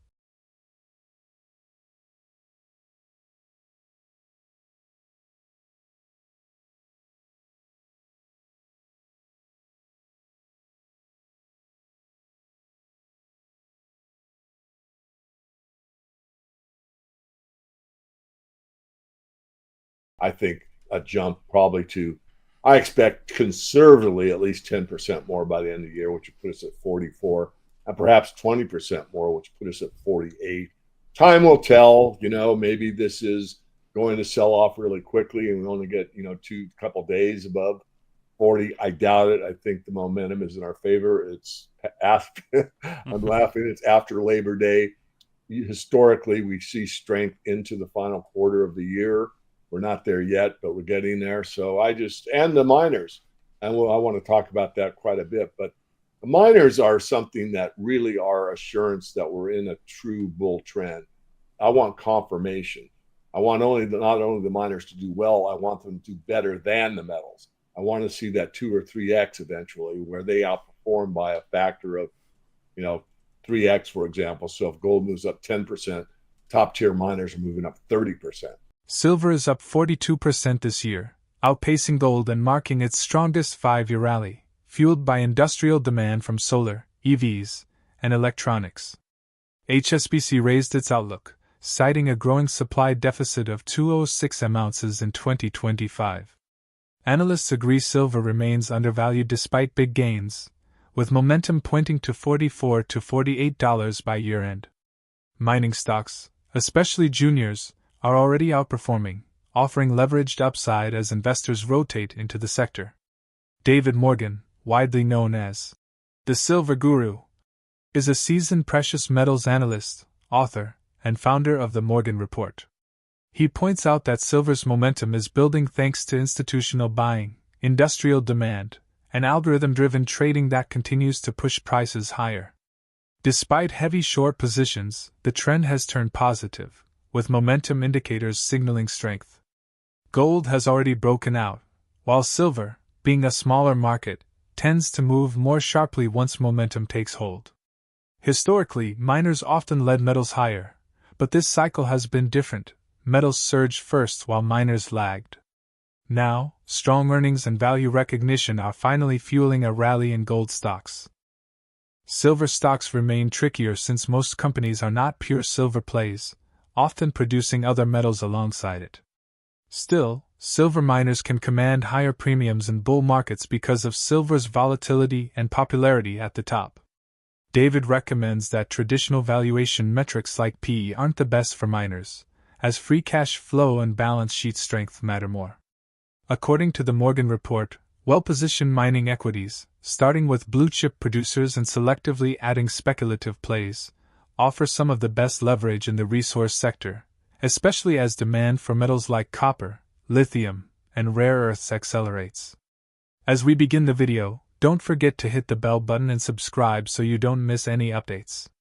Please leave a comment below and give us a thumbs up if you found the article interesting. We appreciate your feedback. As I've said before, and it sounds trite, but it is true, and that is there's more buying pressure than selling pressure. And there's been a rather large short position in the silver market, as there usually is, but we all know that the market is set as a derivative. The price in the futures market, which dictates the spot price and what coin dealers sell their metal for, and et cetera, is determined primarily by algorithms. And so at certain levels, certain things happen. And I have to defer to Michael Oliver, and Michael does momentum, and momentum is very important. Being an engineer, momentum is defined as mass times velocity. So like the whole idea of changing trend with a ship in the ocean, if you have a huge ocean liner, that's a lot of mass. So it's hard to change the direction of it. And the way you do that is slowly. That's how these major trends can change at times. The point being is that the momentum is in our favor. The algorithms are saying buy, and the institutions are buying it mostly for industrial purposes. Yet we do see entities such as Russia that's allocating silver. And you're also seeing on the gold side where China says that their insurance industry can allocate up to 1% in gold. So there's a lot more momentum in a lot of ways in both these markets. And silver, being a smaller market, gets a larger move than gold once the momentum starts. It's I've been in this market more than 40 years, and I'm still learning. And historically, the miners will usually lead the metal. And I say usually because, and that's a tip-off for somebody that's, studied these markets. Aha, these gold stocks are moving, but nothing's happened in gold. We're probably going to see a rally here. Well, that did not take place this time. The opposite occurred. We saw the metals, especially gold, take off, and the miners were lagging. And I think it has to do with a lot of things. But one of them is that the market is much more sophisticated, a lot more computer trading, a lot of algorithms out there that do the trading. And the other thing is the value investors still look at one thing primarily, and that's earnings. Now, the earnings in the gold stocks have been phenomenal, but it hasn't equated into the price of those companies, because many of these companies are trading as if gold is at 2,000 the ounce when it's been at, roughly 33 to 3,400 for 4 months in a row consolidating. And that information is now going where? Into the algorithm, into a trading desk, into a hedge fund manager, into the general public, into a whatever, pension fund. And wherever it goes, that knowledge is saying, hey, I'm a value investor. This is a real value play. This stock has got to eventually catch up to the earnings that it is providing, that we know we have. And so that is what I think fueled the rally in the gold mining industry. Silver lagging, but silver actually is a smaller market, as we know. There are very few pure silver plays. If any, there's really one silver stock I could think of that's more or less pure silver play.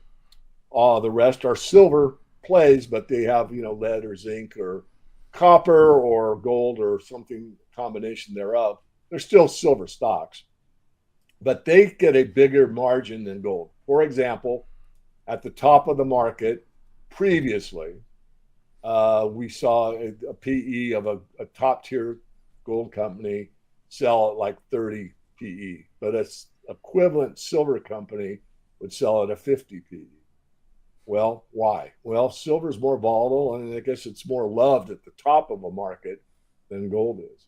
I'm not finding it in the comps table. I was curious where we're at in terms of valuations for the major miners, but also some of the smaller producers. Like, where do you think we're at right now? Do you have an overview? I don't. I know we're below that, I think, in some instances. I do want to make a caveat here, because a PE is not a very good metric for a mining company. I mean, there's a couple big books back there that are hard slogs. And valuing a mining company is much more about free cash flow than it is a PE. PE is useful at the top of the market to get an exit strategy. Can be used, but it really isn't like a retail store selling, women's clothing or, grocery store, what have you. It's not a good metric for a mining company, but people use it. There's nothing against it, but it really isn't the best metric. So I just want to get that into the record because, that's what we do primarily at the Morgan Report is analyze mining companies, not just gold and silver, but, lithium, cobalt, the rare earth elements, the battery metals, you name it, copper. I'm becoming much more bullish on copper than I was, let's say, 6 months ago. So there's a lot happening in the resource sector. And one of the best leveraged plays you can do with lower risk, not no risk, is in the mining equities. And if you start with blue chips and work your way down into a speculative section where you basically make the correct bets, meaning how much money you allocate to each tier, you can do quite well and have a balanced risk to reward profile. David mentions that in Elliott wave theory, the third wave is usually the strongest and most dynamic, marked by the sharpest price gains in the shortest time with heavy trading volume. This stage reflects a major shift in psychology, moving from disbelief to broad recognition as more participants enter the market. Currently, silver seems to be in the early part of this leg, with institutional and industrial demand driving momentum while retail investors remain hesitant, especially those who only recently broke even. Asian markets are also playing a larger role than before, though retail silver buying there still lags behind gold. Looking ahead, this leg could bring the most powerful price appreciation yet, potentially lasting several more years. While past rallies, like the false start in 2016, failed to sustain momentum, the current setup appears stronger, supported by gold's breakout well above $2,000 and holding near $3,500. David predicts that the coming days will confirm whether this is a genuine breakout or another fake-out, but the fundamentals and market psychology suggest silver could now be entering its most explosive phase. Let's move into the interview. That wave 3 up, there's 5 waves in Elliott, is usually the strongest and most dynamic move in the sequence. It's where the leg prices cover the largest distance in the shortest amount of time compared to the other waves. It often has the heaviest trading volume. It tends to be the longest and most powerful wave, though not always. It's driven by a big shift in market psychology, which we just discussed, disbelief from earlier stages, followed by recognition and enthusiasm as more participants jump in. So since I think we're in the beginning of that leg, we're seeing more and more participants jump in, but we still have a fair ways to go, meaning that retail that's given up on silver, maybe not silver stocks, but very few retail investors that bought even in the 30s are buying in at 40. It's like, I've broken even or I'm slightly ahead. Let's see how far it goes. But institutions need it, or industrial users need it. And so that's fueling the market. I think the Asian markets are more involved than they were in the past, although silver is not nearly as bought on a retail level in the Asian markets as gold is. Regardless, we're seeing that momentum change. And I do think that we're going to see, as it says, probably the most dynamic move in price appreciation in this last leg up. And again, where does it go? I'll say probably a couple more years. And just to be sincere, I have said, we got a couple years left, more than once, and probably as long as 5 years ago, and I was wrong. But,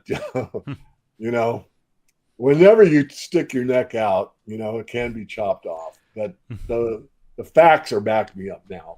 There was a false start, I believe, in 2016. I can, talk about that. I don't want to, but there were times when it looked like we were going to break into the next leg up, and it really didn't carry through. This time, it's obvious. Gold is well above the 2000 breakout level. It's $1,300, $1,400, $1,500 above that. Almost not quite a double, but from 2000 to 3,500 is quite a move. And it sustained it, and we're breaking out of that consolidation Remains to be determined if it's a breakout or fake out. We have a couple more days to watch. But no, it's exciting times. Silver appears to be entering a decisive stage where strong momentum, institutional demand, and shifting market psychology could fuel its most powerful rally in decades. With gold already sustaining record highs and miners beginning to catch up, silver's smaller market size and volatility suggest sharp moves ahead. Whether this proves to be the beginning of a lasting breakout or another temporary surge, the conditions look stronger than they have in years. Do you think silver can outperform gold in the next phase of this bull market? Will retail investors return in time to catch the biggest gains, or will institutions dominate this rally? We would be glad to hear your opinions, so please leave them in the comments area below. If you found this video useful, please give it a thumbs up and remember to subscribe for future videos. Thank you for joining us on this adventure.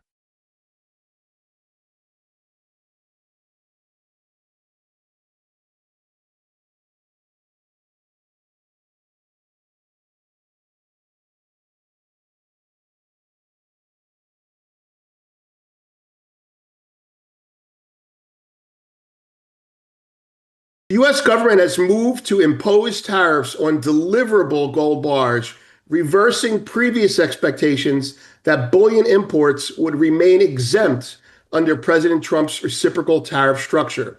A July 31st CBP, that's the tariff organization, letter reclassified the bars as, quote, semi-manufactured, making them subject to duties under code 7108.13.5500. This decision sparked a surge in New York gold futures, where December contracts traded over $125 above London spot before easing back into what you see there. Switzerland, the largest exporter of kilo bars to the U.S., faces heightened trade pressures following a 39% country-specific tariff. The U.S. Customs and Border Protection ruled that 1 kilogram and 100-ounce gold bars from Switzerland fall under a tariff-bearing category, overturning prior expectations of exemption. This threatens Switzerland's position as a central refining hub and could disrupt global bullion markets, making them subject to tariffs ranging from 10% to 39%. This move disrupted the international gold market, with the London-New York price spread surging to over $100 per ounce compared to the usual 30 cents. A major gold refinery in Switzerland halted deliveries to the U.S. following the CBP ruling. The change could fragment the global gold market, prompting buyers to shift toward non-Swiss bars at premiums. It also puts pressure on CME Group to address delivery issues for futures contracts. If upheld, the tariffs may reshape gold trade flows and force costly supply chain adjustments. Renowned market analyst Vince Lanci is known for his perceptive analysis of trading in commodities and precious metals. He discloses that certain huge gold bars, 1 kilogram and 100 ounces, are currently subject to tariffs from the United States. These bars are frequently used in EFP transactions as well as wholesale bullion trade. UBS is cautioning that the increased costs of these U.S. taxes on massive gold bars may lead to a mass closeout of short exchange for physical positions, which could cause disruptions in the funding markets. The unwinding of these trades, which are typically settled in London, may complicate funding circumstances because it would create an unexpected demand for cash and liquidity in the city's bullion market. The apparent decision by the U.S. Customs and Border Protection Agency, announced privately in a letter to a Swiss refiner on July 31st and made public on Friday, sent gold futures in New York soaring to a record, as insiders warned that the tariffs would have dire consequences for the market. Then, just as quickly, prices tumbled after the Trump administration suggested imports of gold bars wouldn't face tariffs after all. In the 12 months to June, Swiss exports of gold to the U.S. were worth approximately $61.5 billion. Switzerland's rate is among the highest in the world, after Brazil, Syria, Laos, and Myanmar. According to reports, gold bars were in such high demand in the US in May following Trump's announcement of sweeping reciprocal tariffs the previous month that Costco capped the number of gold bars that could be purchased in a day. Let's jump into the video for more details. If you like what you see, please give us a thumbs up and subscribe to our channel to stay updated on our latest content. Refiners in Asia have also paused shipments as uncertainty spreads. Industry experts warned the move could destabilize the gold futures market's pricing function, with UBS and BNP Paribas strategists questioning whether the ruling was an error or a fundamental policy change. To put a little bit of color on the mechanics of what is going on and why this is affecting the market the way it has, before giving you a very simple big picture overview. London deals mainly in 400-ounce bars. US contracts are for 1 kilogram or 100-ounce bars. During COVID, the problem that's happening right now also arose. When there is demand for US delivery, London bars are sent to Switzerland to be re-refined or refabricated into US formats. London has been the default physical hub for gold for decades, while the US has focused on making a more robust futures market. Dealers in London are typically long metal in their vaults in London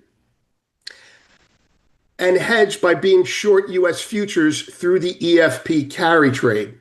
They are long London gold, 400-ounce bars, and short US gold, 100-ounce bars. If US delivery is called, which historically is rare because the COMEX is a paper market, and everybody knows that you should want to get your metal from London, they would take the metal that they have, their 400-ounce bar, send it to Switzerland where the refineries are, have the Swiss break down the 400-ounce bar into 4 100-ounce bars, changing the format, satisfying US rules. The new tariffs disrupt that trade. A London trader, long gold and short US gold, long London gold and short US gold, now faces a choice. First of all, London traders have been doing this for years. They're long the physical and they sell futures against it legitimately to carry the differential. It's kind of like lending money out. Gold is money. And they get comfortable doing that. And it gets to be a crowded trade. It gets to be a lopsided trade. And so they have these large legacy positions that they're always massaging.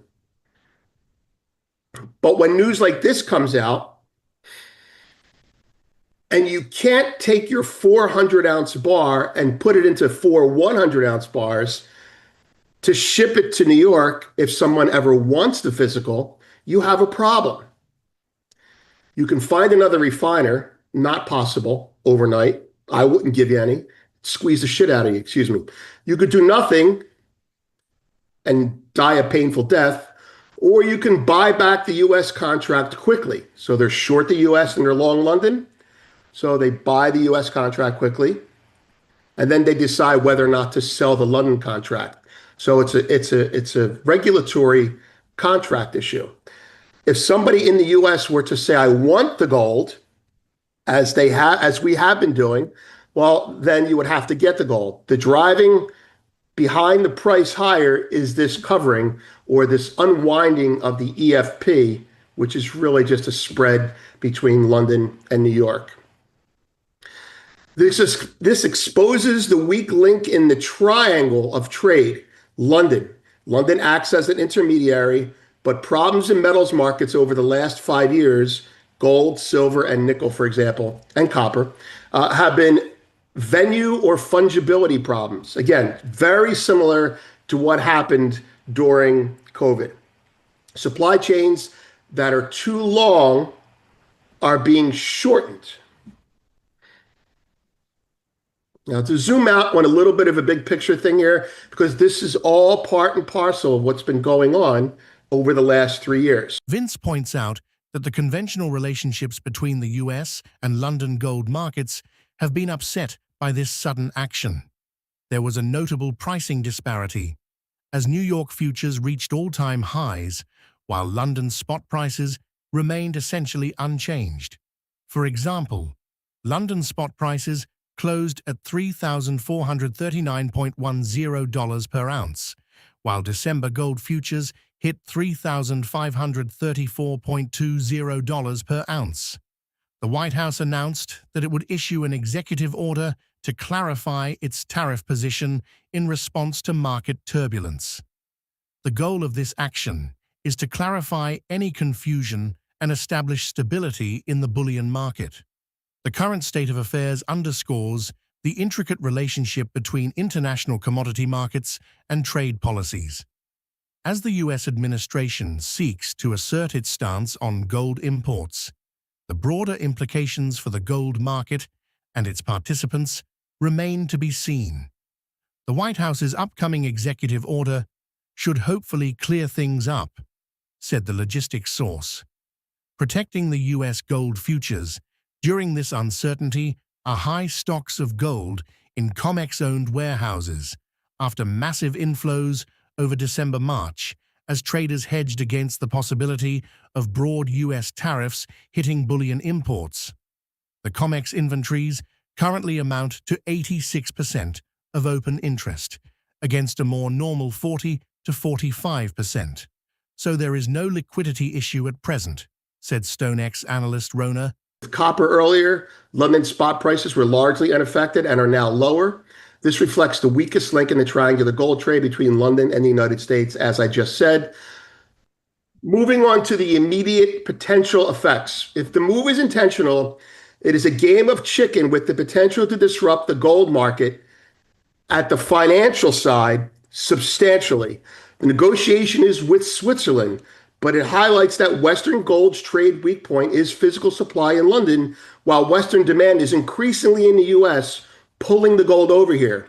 The supply chain must shorten. Because gold is also money, restricting its movement is weaponizing our payment chain. If unresolved quickly, this will push market participants into their own corners, taking their kickballs and going home, but more aggressively, make global trade more fragmented and bilateral, with every deal negotiated separately. If Trump meant to do this, he could still adjust course, as he recently did with copper, depending on the reaction. The Swiss have already offered, as we said, at least verbally, to consider moving refining capacity to the US. It is unclear how serious that is. If it was unintentional and the result of a classification error, or Trump just bluffing to see how they'd react, the decision could be reversed within days. For now, given the opportunity, this is effectively a coin flip. Traders might use this as a point to close positions, winning or losing, until there is clarity. The implications are significant, but the core story is here. Related posts. By the way, that full story is in Tariff Shock Triggers Historic Gold Market Location. The link is there. Related post. Last night we put it out. U.S. imposes tariffs on Swiss gold bars. Yesterday we also put out UBS raises the 2025 demand roof. Suspicious, no? Founder special, Fed death, gold industry coming to America, as we thought would happen. Swiss offer U.S. its gold industry and trade talks, and the must-watch report from yesterday. Okay. We have a little note here we just want to say. Isn't it interesting? I won't say the word suspicious, that within days of each other, the Fed weighs in on gold revaluation. The LBMA is exposed as a weak link while we're trying to repatriate our own gold supply industry.